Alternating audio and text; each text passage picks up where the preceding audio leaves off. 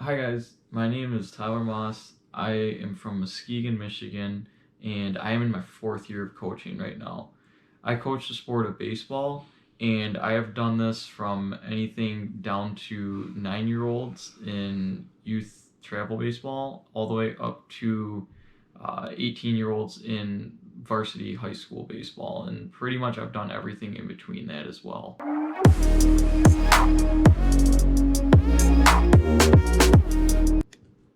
So over the years, I have kind of developed some values and principles, just as all coaches have, and those have definitely changed over the years. But where they're at right now is I got three big ones that I really follow.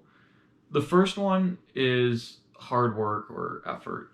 So that is really big to me because it does not take talent to create effort. You can be very untalented but still give maximum effort. And to me, I would much rather have that on my team than any type of talented kid that wants to give no effort or is going to be uncoachable.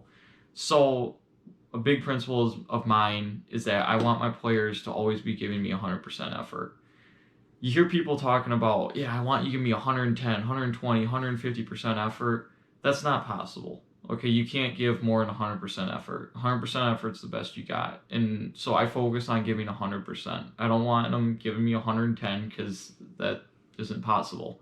So I want them giving me 100% effort, which is their best effort. And I want them to bring that 100% effort for the day.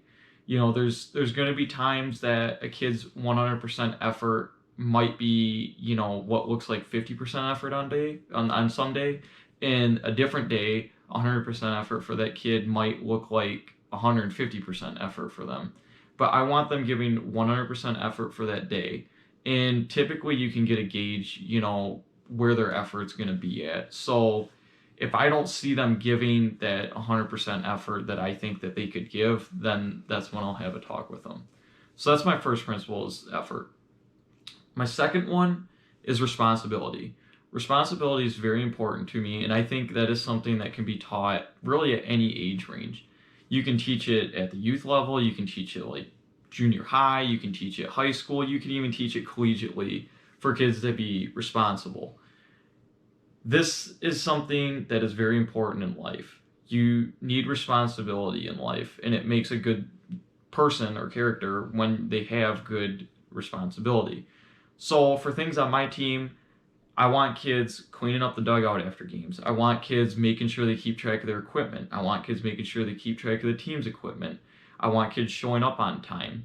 Things like these can create habits to be more responsible at home. It might lead to them making their bed every day or brushing their teeth before they go to bed. You never know what it can lead to.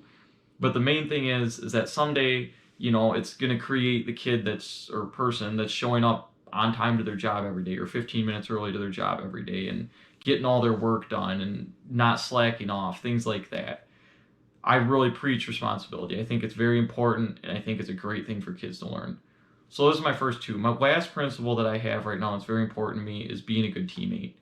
Being a good cooperative person and helping others and trying to get the best out of others is super important. And in the world that we live in today, it's a very, very helpful thing.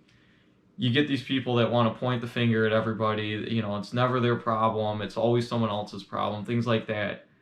That will not happen. I do not tolerate that. I think that these kids should be accepting of their miscomings and that they need to help others bring the best out of themselves. And that's all part of being a good teammate. Putting in work, putting in effort to help the team, putting in effort to help build up teammates, being respectful, things like this. Just things that make the group work together better. That's important. When you have someone that doesn't want to do that, it's a very bad thing, and that's going to be someone in life that's going to struggle to work in a public environment someday.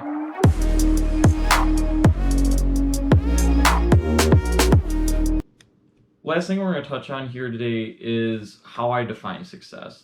Success can be defined in many ways in sports, and if you look professionally, all you see is who is the batting champ of the MLB, who is the Cy Young Award winner, who is the Hank Aaron Award winner, like all these things. Does that really matter when a kid's 9 years old? No. Okay, it doesn't. When, yes, it's important to know who your better players are, how to play them, where to play them, when to play them, things like this. Yes, that's a part of the coaching duties. You do need to know those things. But at the end of the day, the main thing that's going to be important is what type of impact are you going to leave on that kid's life when they're walking off your field for the last time, when they're moving on. Do you want them to remember you as the coach that taught them, how to hit a baseball, or do you want them to remember you as the person that changed their life because they learned things from you that they were not going to learn at home?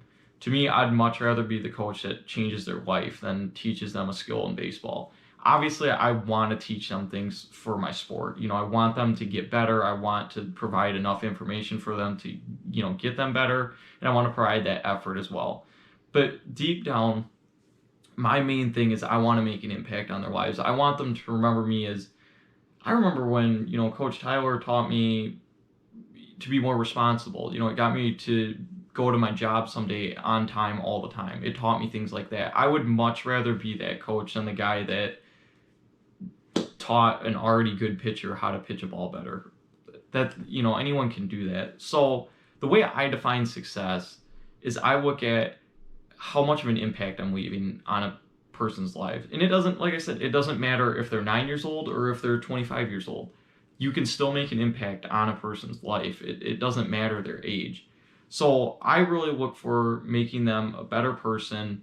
And that's a big key to me because someday they're going to hang up the glove, they're going to hang up the bat, the cleats, all of that. It's going to go away. It doesn't matter if they quit when they're in middle school or if they have to retire as a professional baseball player. There's going to be some day that the glove's going to get hung up.